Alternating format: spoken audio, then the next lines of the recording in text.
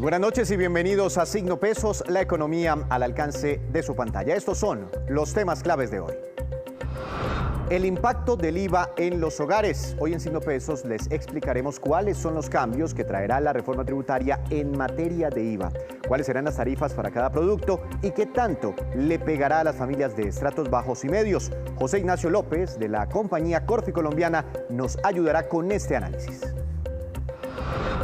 Las ayudas sociales en riesgo. El gobierno planea ampliar el valor de varios subsidios y extenderlos a muchas más familias de escasos recursos. Sin embargo, eso dependerá de que sea aprobada la reforma tributaria. Les tenemos el análisis y las cifras sobre este tema con el propio director nacional de planeación, Luis Alberto Rodríguez.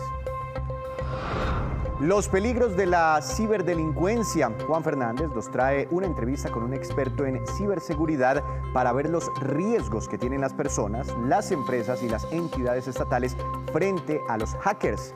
Espere los detalles en La Movida Empresarial. Y comenzamos esta emisión de Signo Pesos hablando de los cambios que se proponen en la reforma tributaria en materia de IVA para los productos y servicios. Para analizar todo este tema, para profundizar en este tema, le doy la bienvenida al doctor José Ignacio López, director de Investigaciones Económicas de Corfi Colombiana. Doctor López, buenas noches. Gracias por estar aquí nuevamente en Signo Pesos. ¿Cómo ha estado?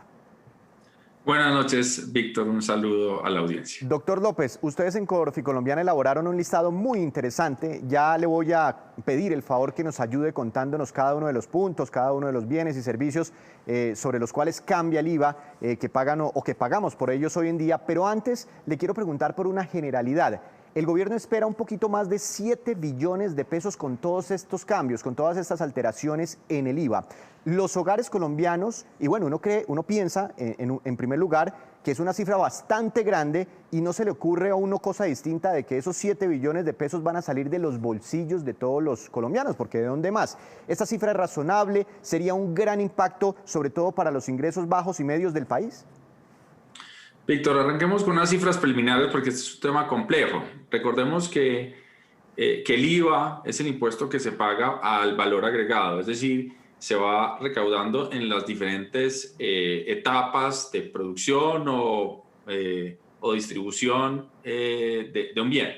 Entonces, buena parte, digamos, de la gente entiende que el IVA pues, lo paga el consumidor final y es así porque se va acumulando, pero se va distribuyendo en toda la cadena. Antes de la pandemia, aproximadamente 53 billones de pesos se recaudaban en este impuesto, que incluye no solo el IVA a los productos nacionales, sino también hay un IVA a, digamos, los productos que importamos del resto del mundo. El gobierno está en esta propuesta esperando un recaudo de 7,3 billones de pesos. Eso implicaría que tendríamos un recaudo adicional del 12% en ese impuesto, y buena parte de ese recaudo, aproximadamente unos 3,6 billones de esos 7 y pico que espera el gobierno, vendrían por una reclasificación de los bienes en ese impuesto. Entonces, recordemos que hay unos bienes que son exentos del IVA. Eso significa que digamos, un bien que sea exento en esa etapa no paga IVA, pero recibe devoluciones del IVA pagado en sus insumos. Esta es una categoría.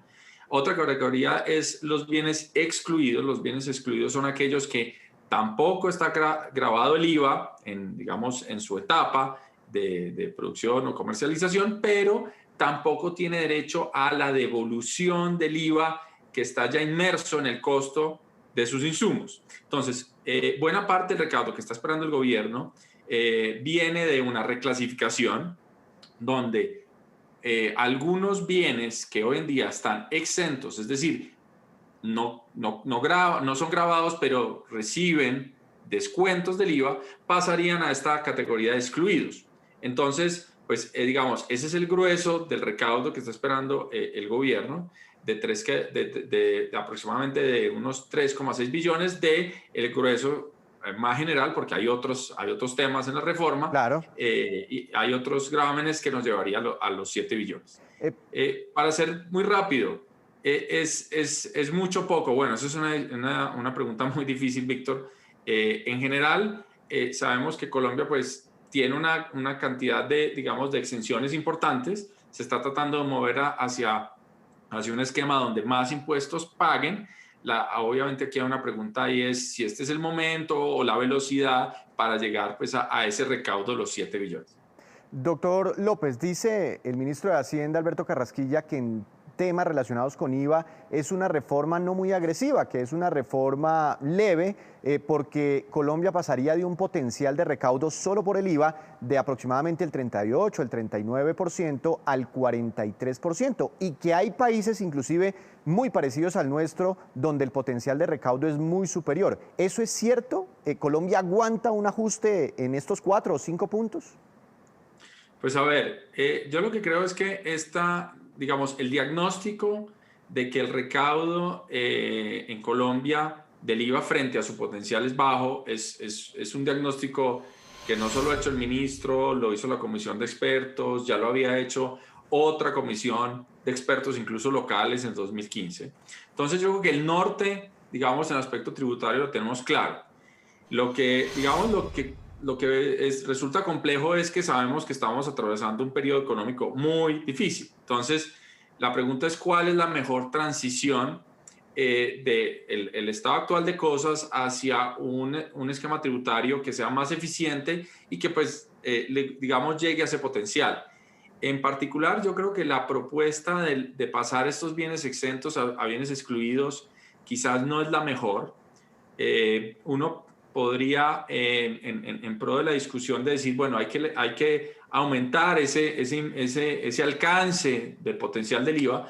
Lo que podría plantear uno es una transición muy lenta, donde los bienes que están hoy exentos, es decir, que no solo no pagan, sino que reciben devoluciones, Sí. pues vayan siendo grabados a unas tarifas muy lentas. Por ejemplo, podríamos empezar con una tarifa de un 1%, que tendría un efecto digamos, muy marginal sobre los precios de los consumidores, porque pues sería en esos bienes, aumentaría escasamente un 1% el precio, y de ahí transitando a un esquema donde no tenemos digamos, tantas exenciones, que finalmente lo hacen un sistema difícil de mover.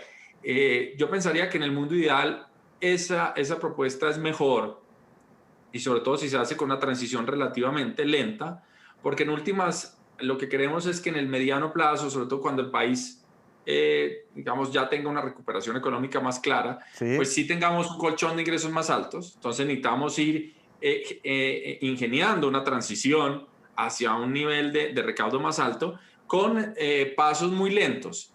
El tema de pasarlos de exentos a excluidos, pues se va a prestar al malestar de que pues todos esos bienes, que además pues son bienes que sabemos impactan la canasta de consumo, porque en general estamos hablando de alimentos, de la leche, de los quesos, de la carne, del pollo, los huevos, pues todos esos bienes hoy en día, al pasar a ser exentos, pues los productores de esos bienes, si quieren mantener su mismo margen, pues ya que no van a tener descuentos, pues tienen dos opciones, o mejor dicho, o ganan menos, o pues trasladan esos costos que no van a tener en retribución al consumidor final. Pero, Entonces, doctor López, sí. ayúdeme con el listado, ya que usted está abordando el tema de exentos a excluidos, que es una de las primeras medidas respecto al IVA contempladas en esta reforma tributaria. Ya conocemos de la leche, los huevos, el pan, pero cuéntenos más detalles de ese listado, porque ustedes en Corficolombiana lo elaboraron completico y al final me dice si todos esos productos se van a encarecer para el colombiano. Bueno, entonces, empecemos. El listado es un listado relativamente amplio, aunque, digamos, cuando uno utiliza cierta agregación, pues no resulta, digamos, tan fragmentado y tan largo ese listado. Entonces está la carne, los pollos, el huevo, el arroz, el biodiesel, los libros, ya creo que no sé si mencioné ya la leche, el queso, pero bueno, sí. En general esos son como los grandes rubros de bienes que pasarían de esa categoría de exentos a excluidos. Y yo creo que pues es una proposición que está encontrando una resistencia fuerte, y es entendible porque sabemos que este es un momento complejo para la economía. Quizás ahí la discusión sería si podríamos, más bien entonces, si resulta muy oneroso ahora para las familias que los productores trasladen ese mayor impuesto directamente de sus insumos al bien final, pues quizás entonces la alternativa es ingeniar una transición muy lenta donde estos bienes sigan siendo, digamos, ya no sean exentos, tengan que pagar un IVA, así sea tarifas pequeñas, pero sigan teniendo los La descuentos que posibilidad usualmente de reciben descontarlo. por el IVA ya pagado. Pero ya están diciendo los gremios que si eso ocurre, si pasan de exentos a excluidos, ellos necesariamente tienen que trasladar el precio al consumidor final. Por eso hacen un llamado de advertencia al Congreso de la República. Hay otro cambio, hay otra categoría, que son los que están en 0% y suben al 5%. ¿Nos puede contar cuáles productos están ahí? Bueno, acá hay todo tipo de cambios. El siguiente nivel de cambio más fuerte es bienes y servicios, porque recordemos que el IVA no es solo sujeto a bienes que consumimos, sino también a los servicios. Hay un listado amplio de bienes y servicios que hoy están excluidos, es decir, no están grabados, que pasan a una tarifa del 19%. Bueno, esa lista es amplia también, en nuestro informe está. Hay algunos que nos preocupan, que tienen que ver con servicios. Bueno, se ha discutido mucho el tema de servicios públicos. Ahí están los servicios públicos de los estratos 4, 5 y 6. Servicios, por ejemplo, que tienen que ver con la operación del sistema financiero, que encarecerían los costos de los consumidores también al uso de productos del sistema financiero o de inversiones. También hay unos productos que son insumos importantes, como los ladrillos o sobre todo el tema que tiene que ver con maquinaria y equipo para el campo, estaría incluido ahí. Entonces, pues es una lista larga digamos, de todos estos bienes que pasarían ahora a la tarifa general. Repito, pues sabemos que necesitamos ingresos y lo que hemos dicho en nuestros análisis económicos es que es importante darse cuenta que el país ha tenido un aumento de la deuda pública, y si no tenemos una reforma que pues cuadre las cuentas, en un par de 2 o 3 años nos vamos a estar enfrentando esta misma discusión con unas tasas de interés mucho más altas, Sí. Y con una deuda más alta. Entonces, la solución frente a estos problemas difíciles no es esconderse bajo la cobija, decir si no hacemos nada todo va a estar bien. No, hay que mirar las opciones. discutir. Sí, hay que discutir cómo encontramos un punto balanceado entre una senda quizás muy lenta de ingresos, pero que nos lleve a un horizonte donde el recaudo es suficiente para estabilizar la deuda pública, y pues obviamente esto va a exigir sacrificios de todo lado, ¿no? Doctor López, ¿qué va a pasar con el Internet para el estrato 3 puntualmente? Porque tengo entendido que en este momento esos estratos no pagan IVA por su servicio de Internet. Ahora, ¿con qué tarifa va a quedar? ¿Es cierto que el gobierno va a ponerle IVA? Pues acá está, en esta lista, amplia, hay cosas como celulares, computadores, bicicletas, está la discusión de Internet, y está la discusión de servicios públicos. Entonces, pues ya de hecho varios analistas y partidos políticos pues se han pronunciado sobre que quizás en medio de este choque que ha requerido que la gente tenga que estar más conectada, pues preferiría uno nuevamente no grabar ese tipo de cosas. Lo que sí es cierto, Víctor, es que en últimas siempre habrá una buena razón para que un producto pues no pague impuestos. A nadie le gusta pagar impuestos, pero pues necesitamos de pronto, insisto, en un plan que no afecte el bolsillo ya, pero que gradualmente pues sí nos vaya a aumentar el recaudo, y que haga que pues no entremos en un juego de mirar qué bienes nos gustan y qué bienes no nos gustan, porque termina siendo un juego muy arbitrario que termina generando unas ineficiencias, no solo en el recaudo, sino de distorsiones económicas que realmente pues, no son justificadas. Pues doctor López, muchas gracias por contarnos más detalles sobre este listado de productos que eventualmente en este momento no tienen IVA y que estarían ya con una tarifa más alta o grabados o cambiarían de exentos a excluidos. Y también muchas gracias por su análisis y por sus observaciones desde Corfi Colombiana. Muchas gracias, Víctor, y hasta una próxima ocasión. Una feliz noche. Seguiremos esta semana dialogando con más especialistas sobre otros temas de la reforma tributaria. Hacemos nuestra primera pausa, pero cuando regresemos espere cómo va la creación de empresas este año en Colombia. En segundos, las cifras desde Confecámaras. Ya regresamos.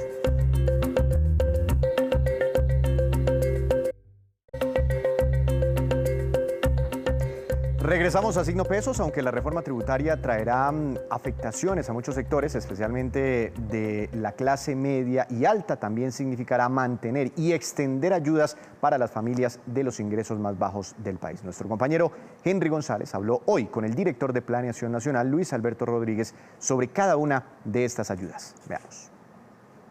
Lo que queremos es que la mitad de la población de Colombia, la mitad de los colombianos, aumente su nivel de ingresos con esta reforma. ¿Cómo lo hacemos? Pues básicamente extendiendo en el tiempo, volviendo permanente algunos programas que hemos creado e incluyendo más familias en los programas que hemos diseñado. Le pongo un ejemplo, ingreso solidario. Ingreso solidario lo diseñamos en cuestión de semanas. Eso llegó a 3 millones de hogares. 3 millones de hogares que antes de la pandemia no recibían una transferencia monetaria, pero que por la pandemia necesitaban la mano del Estado. Esos hogares tienen el programa financiado hasta junio del 2021. Estamos proponiendo con la reforma extenderlo en el tiempo. ¿Por qué? Porque la pandemia no ha acabado. Ustedes antes de esta nota estaban hablando precisamente de las afectaciones que todavía hay del COVID-19. Nadie sabía que iba a demorar tanto, que sus estragos económicos y sociales y en salud iban a ser tan largos. Necesitamos extenderlo en el tiempo. Después de junio, esos 3 millones de hogares todavía necesitan las transferencias. Pero adicionalmente, muchas veces ustedes nos dijeron, 160.000 pesos es lo mismo en Bogotá que en zona rural. Pues no, es lo mismo que un hogar que tiene 2 personas a uno que tiene 8, tampoco. Por eso, en este ajuste que le estamos haciendo, estamos teniendo en cuenta ese tipo de características. El segundo programa que estamos entendiendo es número de personas, la devolución del IVA. Arrancando el gobierno, nosotros propusimos eso, devolverle, corregir la injusticia, devolverle a los hogares más vulnerables lo que antes pagaban de IVA, que el impuesto le quitaba. Es un impuesto que existe hace más de medio siglo. Ese impuesto es regresivo. Le estamos devolviendo desde el año pasado a 1 millón de hogares, pero nos decían no es suficiente. Todavía hay hogares que pagan el IVA que no deberían pagarlo. Estamos proponiendo llevarlo a 4.7 millones de hogares. El programa de ingreso solidario, ¿cuánto va a recibir cada una de las familias que puedan clasificar para recibir o que ya vienen recibiendo este ingreso? ¿Se les va a aumentar en qué tanto? Va a haber una variación desde los 160.000 hasta cerca de 350.000, dependiendo del número de personas que hay en el hogar. Eso es muy importante, Henry. ¿Por qué? Porque le estábamos girando 160.000 porque lo hicimos muy rápido. Acuérdese que nosotros montamos ingreso solidario en cuestión de semanas, nos demoramos 2 semanas montándolo. Yo no sé si usted recuerda que al principio no nos creían que íbamos a llevar a 3 millones de hogares en cuestión de semanas. Ponían en duda la página web y cosas de este estilo. Hoy es una realidad, hoy hay 3 millones de colombianos que gracias a eso se pudieron alimentar durante la pandemia, cuando perdieron su trabajo, cuando la economía estaba completamente cerrada. Estamos proponiendo ajustarle en montos dependiendo del número de personas que viven en el hogar, primero, y segundo, lo estamos extendiendo en tiempo. Estamos proponiendo que se vuelva una política de Estado, no solo una política de gobierno para la pandemia, sino que se vuelva en una política de Estado. Estamos hablando de llegarle a cerca de 5 millones de hogares con esta transferencia y con montos que son variables dependiendo, insisto, del número de personas que están en el hogar. Doctor, ahora con la devolución del IVA se recibe actualmente 35.000 pesos. Ahora, ¿cuánto recibiría por devolución del IVA un hogar colombiano vulnerable de bajos ingresos y con qué periodicidad? Para ser más estrictos, se reciben 37.500 pesos, que es lo mismo de 75.000 cada 2 meses. Con la propuesta que estamos haciendo, Henry, lo más importante es, nosotros llegamos a 1 millón de hogares. A partir de abril, a 2 millones de hogares se van a girar la devolución del IVA. Pero eso no son todos los pobres en Colombia. Todavía hay pobres en Colombia que no reciben devolución del IVA, porque nosotros estamos haciendo un piloto del programa. Estamos proponiendo ya extenderlo a toda la población pobre en Colombia, llegar a 4.7 millones de hogares y con un monto de 100.000 pesos cada 2 meses. Esos 100.000 pesos son efectivamente los montos acordes a cuánto hoy se le quita a esos hogares. Hoy le quita ya, desde hace 60 años, a ese casi 5 millones de hogares, o sea, casi multiplicando por los 4 casi que tenemos en Colombia por hogar, 3.7 para ser estricto, casi 20 millones de colombianos que hoy le quita el IVA, se lo quita y estamos corriendo esa justicia devolviéndole el IVA. Director, en el caso de los subsidios o las ayudas que buscan proteger y crear nuevos empleos, ya se venía recibiendo el PAEF, pero ya se terminó. La propuesta es extenderlo ahora hasta cuándo, y con las otras ayudas como son los subsidios a la seguridad social, por ejemplo, la meta sería que si pasan todas estas ayudas, ¿cuántos empleos más se generaran gracias a estos subsidios? Sobre todo, Henry, estamos evitando que se pierdan los empleos. Es que recuerde que todavía no ha pasado la pandemia. Antes de esta nota ustedes estaban hablando de eso, los estragos que tiene el COVID-19 todavía. Con el PAEF lo que estamos haciendo es llegando a 4 millones de colombianos, de hogares, que gracias a que no perdieron el trabajo pueden seguir subsistiendo. Si el PAEF no existiera, si el programa de subsidio de la nómina, perderían ese subsidio y perderían supuestamente, por supuesto también perderían el trabajo. Son cerca de 4 millones de hogares, o sea, estamos hablando de casi 16 millones de colombianos que se pueden alimentar gracias a que no han perdido el trabajo. Porque todos vivimos de lo que trabajamos, de lo que nos ganamos con nuestro trabajo. Es por eso que ese programa es muy importante. Y usted menciona otro, y es, mire, las personas menores de 28 años son las que más están sufriendo para conseguir trabajo. Son los que están desempleando más rápido, son los que están despidiendo más rápido. Cada vez que cierra un restaurante, cada vez que cierra un centro comercial, cada vez que cierra un emprendimiento, a los menores de 28 son los que más están sufriendo. Por eso estamos proponiéndole al Congreso que el Gobierno Nacional Central subsidie los servicios y todo el pago de protección social, que son cerca del 12% de la nómina, que lo pague para esos menores de 28 años, para que incentivemos a que esas personas no las despidan. Este es el paquete social de la reforma tributaria. Hacemos otra breve pausa, pero ya les contaremos cómo están las cifras de consumo de carnes en el mundo y también aquí en Colombia. Ya regresamos a Signo Pesos. Regresamos nuevamente a Signo Pesos con esta que es la cifra económica del día.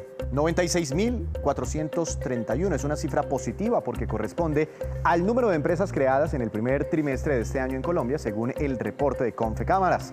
Eso significa un aumento del 9,3% frente a las creadas en el mismo periodo del año pasado, cuando todavía no habíamos sido impactados por la pandemia. Entre enero y marzo de este año, el 75,4% de los nuevos negocios eran de personas naturales y el 24,6% restante eran sociedades más grandes.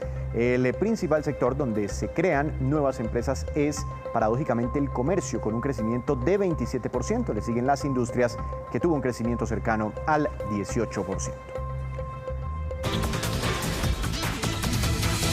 Hora de saludar a Juan Fernández, que hoy nos trae un tema muy interesante con un invitado especial. Juan, buenas noches y adelante con su movida empresarial. Ahora que el tema de la ciberseguridad es tan necesario, saludo a Artus Díaz, especialista en el tema y en computación forense, también fundador de Identian, una compañía colombiana que brinda seguridad digital a múltiples empresas. Señor Díaz, ¿qué es lo que está pasando en el mundo hoy con la ciberseguridad? ¿Por qué tantas filtraciones de datos, por ejemplo, con compañías como Facebook? Cuando inició la pandemia, las empresas y las organizaciones alrededor del mundo tuvieron que implementar condiciones de virtualidad, teletrabajo, conexiones remotas, en donde muchas veces los controles fueron pocos o ineficientes frente al arsenal de ataques que el cibercrimen inició para cada una de las empresas que se convirtieron en objetivo a nivel mundial y que derivaron en intercepción de grandes cantidades de información, engaños, suplantación y fraude. ¿Y cuál es la amenaza que más golpea a empresas y personas? Es la falta de conciencia que tenemos como usuarios en el manejo y el tratamiento de nuestros datos. Esa falta de conciencia que está siendo el vehículo preferido por los cibercriminales para desplegar las campañas de infección a través de software malicioso que finalmente tienen como resultado el secuestro de la información y que depende en gran medida de la conciencia que tengamos como usuarios de evitar el contacto con fuentes desconocidas de información y de hacer clic en esos vínculos desconocidos que recibimos muchas veces a través de mensajería instantánea, correo electrónico y muchas otras formas. Deme un ejemplo. Uno de los casos más importantes de la historia reciente y que ocurrió en estos días fue la exposición de datos de más de 500 millones de usuarios de Facebook a nivel mundial, en donde Colombia contaba aportando un valor a esta cifra de más de 17 millones de datos de usuarios en esta red social que fueron expuestos por fugas de información que se presentaron hace varios meses, derivadas también de escenarios de secuestro de información. ¿Cómo actúa un cibercriminal? ¿Dónde están? Un cibercriminal no es esa figura oscura que Hollywood en sus grandes producciones nos ha mostrado. El cibercriminal no está en un cuarto oscuro aislado del mundo tratando de hackear o de vulnerar la seguridad de la NASA. No, el cibercriminal está dentro de las organizaciones, hace parte de estructuras totalmente organizadas que buscan infiltrar desde el personal interno muchas veces para entregar información y abrir la puerta para que se desarrolle el delito como tal. La delincuencia común con la que solemos confundir al cibercriminal es aquella que se aprovecha de vulnerabilidades ya existentes, de fugas de datos que ya han ocurrido y aprovecha para generar entornos de miedo, de incertidumbre y de engaño. ¿Cómo el sector privado y el financiero sobre todo deben protegerse? El sector privado, que no ha sido ajeno a la crisis, hoy debe optimizar ese presupuesto para la gestión de la protección de la información y los datos, aprovechando las alianzas estratégicas que tenga con compañías especializadas y también definir una ruta interna que cuente con personal idóneo al interior de la organización y que lo ayude en la toma de decisiones estratégicas frente a la protección de la información y en general de la ciberseguridad. Y una de las industrias que más ha establecido regulación y que más sigue trabajando en este tema es el sector financiero y el sector de la salud, el sector hospitalario, que también ha sido víctima frecuente en época de pandemia y seguramente hacia la pospandemia este tipo de ataques. ¿Y qué sucede a escala estatal? A nivel público las políticas existen. Colombia ha avanzado desde hace muchos años en leyes como la 1273 de delitos informáticos, 1581 de 2012 para la protección de datos personales, el documento COMPES 3854, que es la Política Nacional de Seguridad Digital y Defensa Informática. Sin embargo, aún falta la articulación del sector público con el sector privado y lograr que todas estas normas dejen de ser un saludo a la bandera. Señor Díaz, gracias por acompañarnos y despejar algunas dudas sobre todo este tema de la ciberseguridad. Juan, muchas gracias a usted, también a su invitado por estas recomendaciones. Y ahora vamos con estos que son los indicadores económicos que usted siempre debe conocer antes de irse a dormir. Tasa representativa del mercado que regirá para mañana volvió a subir, 3.626 pesos con 36 centavos. Esa será la tasa representativa, subió 29 pesos con 84 centavos. Petróleo de referencia Brent para nuestro país cayó 0,72%, se ubicó en $66 con 57 centavos por barril. El precio interno del café colombiano subió y quedó en promedio a 1.220.000 pesos por carga para mañana. Índice Colcap de la Bolsa de Valores de Colombia, nada que levanta cabeza, cayó 0,09%. La acción más valorizada fue Enca de Colombia con una ganancia de 4,17% y la que más cayó fue la del Grupo Éxito, que tuvo un retroceso de 2,38%. Pero antes de despedirnos, los dejo con el siguiente dato. El consumo mundial de carne asciende a 360 millones de toneladas anuales, incluyendo carne de res, cerdo, pollo y también pescado.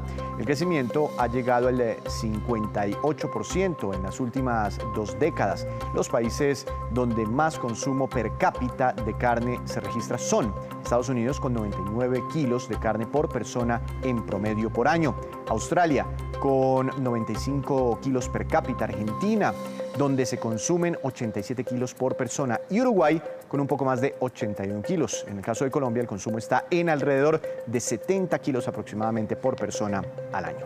Así terminamos por hoy, pero los esperamos mañana con una nueva emisión y con toda la información económica que usted siempre necesita saber. Recuerde, esto es Signo Pesos, la economía al alcance de su pantalla. Que tenga una feliz noche.